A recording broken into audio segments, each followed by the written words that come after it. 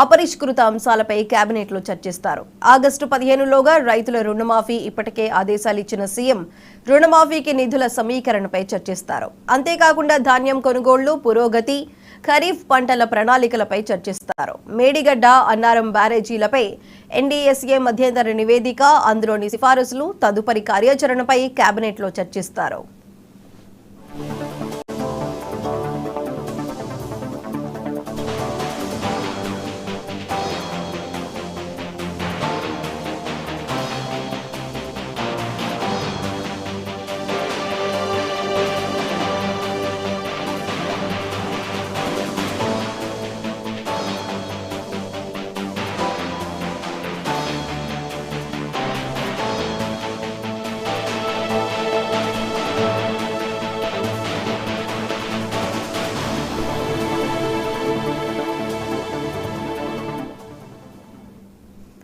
Telangana cabinet సమావేశం ఇవాళ జరుగుతుంది. మధ్యాహ్నం 3 గంటలకి సీఎం రేవంత్ అధ్యక్షతన కేబినెట్ భేటీ అవుతుంది. దీనికి సంబంధించి మరింత సమాచారం మా ప్రతినిధి రిషికేష్ అందిస్తారు.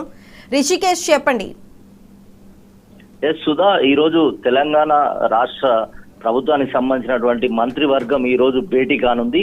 దీనికి సంబంధించి కూడా మధ్యాహ్నం 3 గంటలకు ఈ కేబినెట్ మీటింగ్ ఉన్నట్టుగా మనకు తెలుస్తా ఉంది. దీనికి సంబంధించి అంటే ఎన్నికల కోడ్ నేపథ్యంలో కేబినెట్ భేటీ కావచ్చు, ఎలాంటి అంశాలు నిర్ణయాలు తీసుకోకూడదు అనేటువంటిది కోడ్ అమల్లో ఉన్నటువంటి నేపథ్యంలో ఎలక్షన్ కమిషన్ కు అనుమతి కోరుతూ ఇప్పటికే ప్రభుత్వం లేఖ రాసింది. ఈ యొక్క పర్మిషన్ రాగానే భేటీ ఉండినట్టుగా తెలుస్తోంది మనకు. ఈ ప్రధానంగా ఈ కేబినెట్ లో పలు అంశాలపై తీవ్రంగా చర్చ కొనసాగేటువంటి అవకాశం ఉంది. మరోవైపు ప్రధానంగా చూసుకున్నట్టయితే తెలంగాణ, ఆంధ్రప్రదేశ్ రాష్ట్రాలకు సంబంధించినటువంటి విభజన చేసినటువంటి పునర్విభజనకు సంబంధించినటువంటి అంశాలపైన ఆస్తులు, తర్వాత అప్పులు, ఆ తర్వాత స్వాధీనం చేసుకోవాల్సినటువంటి అంశాలు ఏదైతే జూన్ 2తో 10 సంవత్సరాల పాటు ఉమ్మడి రాజధానిగా ఉండాలనేటువంటి నిర్ణయం అప్పుడు పునర్విభజనలో తీసుకున్నారు. తెలంగాణ, ఆంధ్రప్రదేశ్ కు సంబంధించి హైదరాబాద్ ఉమ్మడి రాజధానిగా 10 ఏళ్ల పాటు ఉండాలనేటువంటి నిర్ణయం తీసుకున్నారు. జూన్ 2తో ఈ యొక్క వ్యవధి ముగియడంతో దానికి సంబంధించి ఆస్తుల స్వాధీనం పైన తెలంగాణ ప్రభుత్వం దృష్టి పెట్టింది.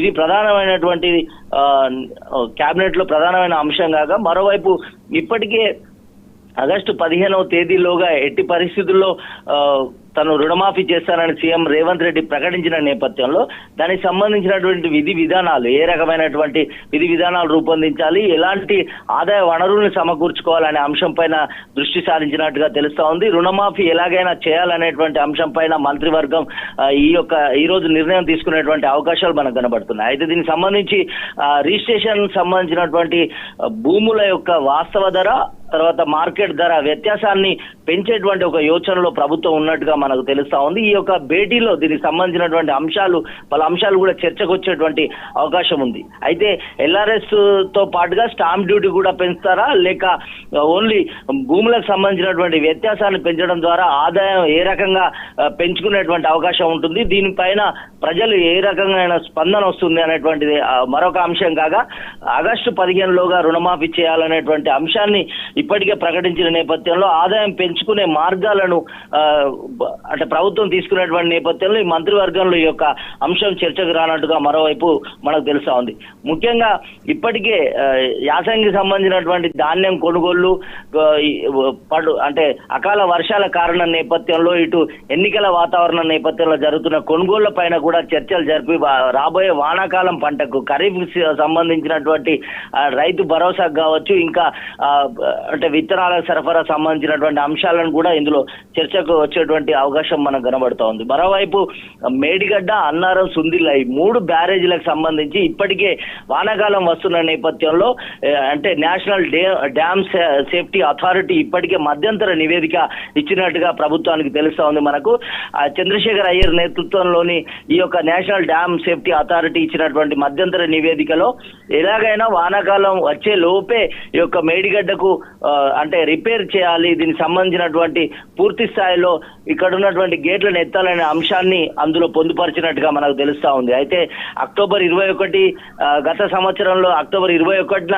ఏదైతే 7వ బ్లాక్ లోని 21వ పిల్లర్ భూమిలో కుంగిపోయింది. ఈ నేపథ్యంలో అప్పటి నుంచి కూడా ఈ యొక్క గేట్ 7, 8, 9 గేట్లను ఎక్కడ కూడా 21, 22, 20 గేట్లను ప్రభుత్వం ఎత్తలేదు. దీనికి సంబంధించి నీటిపారుదలకు సంబంధించినటువంటి అధికారులు కొంత అంటే నివేదిక పైన ఆధారపడ్డారు. అనేకమైనటువంటి పర్యవేక్షణల తర్వాత ఈ యొక్క నిపుణుల కమిటీ ఏదైతే ఉందో ఈ యొక్క గేట్లను ఎత్తాలనేటువంటి నిర్ణయాన్ని చెప్పారు. నిన్ననే ఈ యొక్క 21వ పిల్లర్ ను కూడా ఎత్తినటువంటి గేటును ఎత్తినటువంటి పరిస్థితి కొనసాగుతుంది. అయితే ఈ యొక్క మేడిగడ్డకు సంబంధించినటువంటి బ్యారేజ్ ను ఎలాగైనా రిపేర్ చేయాలి, దీనికి సంబంధించి దాదాపుగా 100 కోట్ల రూపాయల ఖర్చు అయ్యేటువంటి అవకాశం ఉందంటూ కూడా మధ్యంతర నివేదికలు అధికారులు పేర్కొన్నారు. ఈ 100 కోట్ల రూపాయలు వెచ్చించాలా వద్దా, లేకపోతే రాబోయే వానాకాలం లోపల ఎలాంటి పరిస్థితులు ఉంటాయి, ఆ తర్వాత వర్షాలకు కావచ్చు వచ్చే వరదకు మరి డ్యామ్ ఆగుతుందా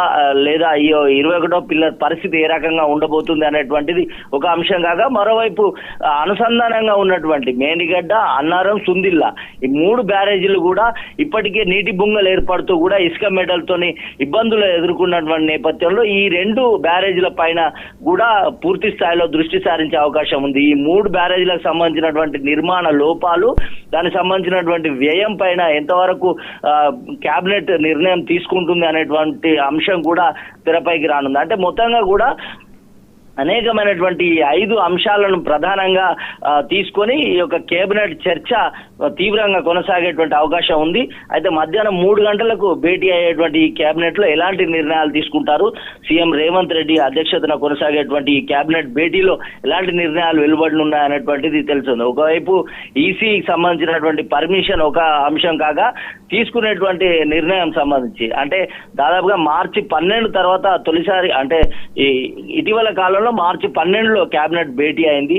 2 నెలల తర్వాత మరొకసారి ఎన్నికల తర్వాత ఈ యొక్క భేటీ కొనసాగనుంది. ఈ భేటీకి సంబంధించి కూడా రాష్ట్ర పునర్విభజన చట్టానికి సంబంధించినటువంటి పెండింగ్ అంశాలు పూర్తి స్థాయిలో అంటే కార్పొరేషన్లు కావచ్చు, స్టేట్ ఫైనాన్స్ కార్పొరేషన్ కావచ్చు, దీనికి సంబంధించినటువంటి ఆస్తులు, అప్పులు, అదేవిధంగా ఆర్టీకి సంబంధించినటువంటి కావచ్చు, విద్యుత్ సంస్థలకు సంబంధించినటువంటి భవనాలు కావచ్చు, ఆస్తులు, అప్పుల లెక్కలు పూర్తి స్థాయిలో తీసుకుని వాటిని స్వాధీనం చేసుకోవాలనేటువంటిది అధికారులకు ఇప్పటికే సీఎం రేవంత్ రెడ్డి ఆదేశాలు జారీ చేశారు.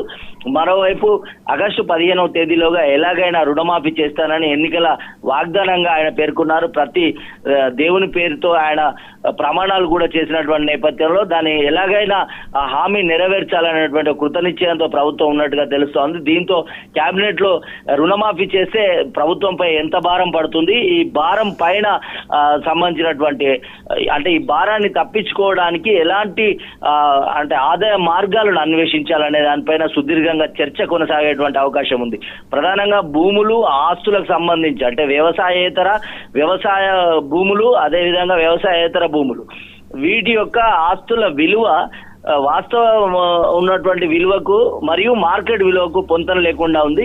అయితే 30 లక్షల మార్కెట్ 30 లక్షల వాస్తవ విలువ అంటే ఏదైతే రిజిస్ట్రేషన్ సంబంధించినటువంటి వాల్యూ 30 లక్షలు 40 లక్షలు ఉన్న చోట 3 కోట్లు 2 కోట్లకు పైగా మార్కెట్ విలువ కొనసాగుతుంది. అయితే ఇలాంటి అంశాలను సవరించడానికి ప్రధానంగా దృష్టి సారించింది ప్రభుత్వం. అయితే ఈ యొక్క 30 లక్షలు ఉన్నటువంటి ఒక ఎకరం స్థలాన్ని కనుక మనం తీసుకున్నట్టయితే 2 కోట్ల వరకు సవరించినట్టయితే దానిపైన స్టాంప్ డ్యూటీ 7.5% ప్రభుత్వానికి అదనంగా ఆదాయం. దీని ద్వారా 2 నుంచి 3 వేల కోట్ల రూపాయల ఆదాయం ఏదైతే రిజిస్ట్రేషన్లు, స్టాంపుల శాఖ నుంచి వచ్చేటువంటి అవకాశం ఉంది. ప్రధాన ఆదాయ వనరుగా రిజిస్ట్రేషన్, స్టాంపుల శాఖ నుంచే ప్రభుత్వానికి ఆదాయం వస్తుంది. రెండవది ఎక్సైజ్ శాఖ నుంచి. ఈ నేపథ్యంలో ఈ యొక్క వాస్తవ విలువలను సవరించడం ద్వారా ఎక్కడ స్టాంప్ డ్యూటీ పెంచకుండానే ఆదాయాన్ని సమకూర్చుకోవచ్చు. మరోవైపు ఒకవేళ స్టాంప్ డ్యూటీని కావచ్చు, ఎల్ఆర్ఎస్ ని కానీ పెంచినట్లయితే ఇంకా మరింత ఆదాయం పెరిగేటువంటి అవకాశం ఉంటుంది. దీని ద్వారా ప్రభుత్వ ఆదాయం పెరిగేటువంటి అవకాశాలు, దీనిపైన కూడా ప్రభుత్వ నిర్ణయం ఏ రకంగా ఉండబోతుంది, కేబినెట్ లో ఈ అంశాలపైన చర్చ సుదీర్ఘంగా కొనసాగే అవకాశం ఉంది. ప్రజల నుంచి ఎలాంటి స్పందన వస్తుంది, ప్రతిపక్షాలు ఏ రకంగా స్పందిస్తాయి, ఇలాంటి అనేకమైనటువంటి రాజకీయ కోణాల్లో అంశాలకు సంబంధించి కూడా పూర్తి స్థాయిలో చర్చ కొనసాగేటువంటి అవకాశం ఉంది. ఆగస్టు 15లోగా రైతు రుణమాఫీ అనేటువంటిది కాంగ్రెస్ ప్రభుత్వం ప్రతిష్టాత్మకంగా తీసుకున్నట్టుగా మనకు తెలుస్తా ఉంది. మరోవైపు వానాకాలం పంటకు సంబంధించి ఎలాంటి యోచన చేయాలి, ఇప్పటికే అంటే పలు వివాదాస్పదమైనటువంటి వార్తల నేపథ్యంలో 500 రూపాయల బోనస్ కు సంబంధించినటువంటి చర్చ ఒకటి కొనసాగుతా ఉంది. దీనిపైన ఇప్పటికే బీఆర్ఎస్ నిరసనలకు పిలిపించింది, నిరసనలకు దిగింది. మరోవైపు బీజేపీ కూడా నిరసనలు తెలియజేస్తా ఉంది.